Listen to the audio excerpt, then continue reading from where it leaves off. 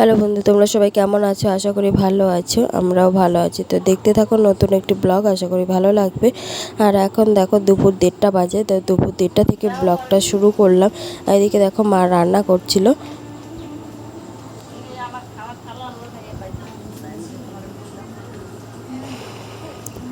আর ওইদিকে বড় মামাম স্নান করছে, মা রান্না করছে। রান্না হয়ে গেছিলো, সকালে করেছিল, আর এখন দুপুরেরটা করে নিচ্ছে।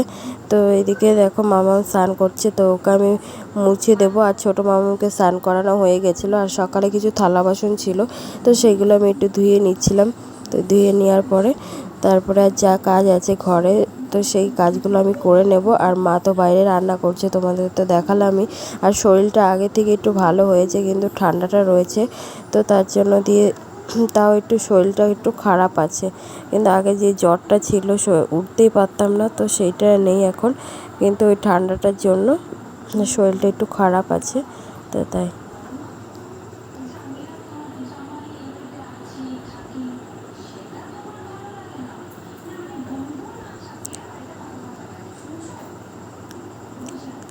এদিকে দেখো থালা বাসনগুলো ধোয়া হয়ে গেছে।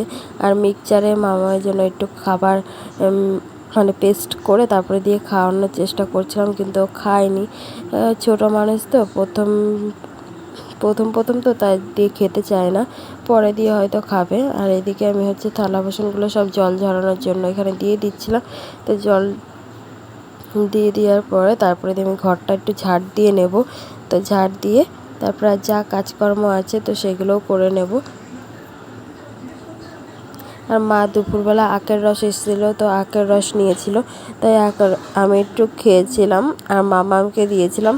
আর বাবার জন্য আর ইয়ে মানে ভাগ্নের জন্য রেখে দিয়েছি, ফ্রিজে রেখে দেবো।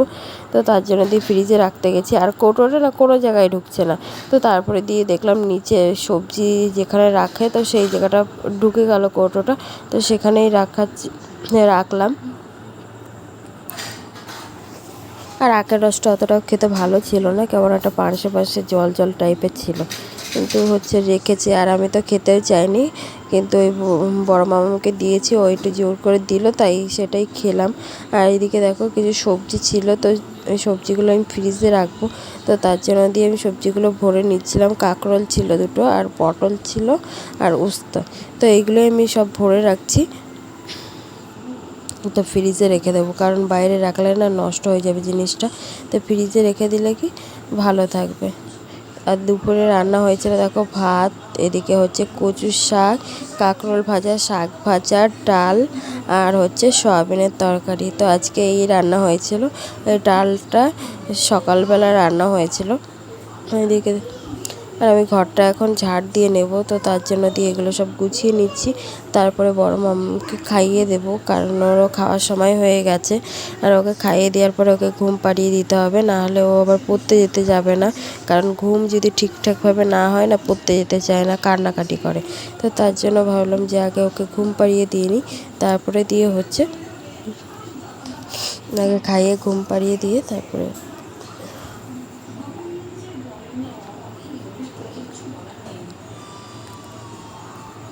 আর তোমাদের তো বললাম সবজিগুলো ফ্রিজে রাখবো, কিন্তু আর রাখা হয়নি, তো এখন দিয়ে রেখে দিয়েছিলাম ফ্রিজে। আর এদিকে ঘরটা ঝাড় দিয়ে নেব। ঝাড়টা দিয়ে নিয়ে তারপরে দিয়ে মামাকে খাওয়াবো। দেখো এদিকে আমি মামাকে খাওয়ানোর জন্য সয়াবিন, ডাল, আর কাঁকরোল ভাজা নিয়েছি। তো এই দিয়ে ওকে আমি খাইয়ে দেবো। তো খেতে নিয়ে এত বিরক্ত করে, মানে ফোন না দেখে খাবেই না, সবসময় ফোন ফোন ছাড়া খেতেই চায় না, এত বিরক্ত করে। তো আমি সময়তে দিই, সময়তে দিই না ফোন।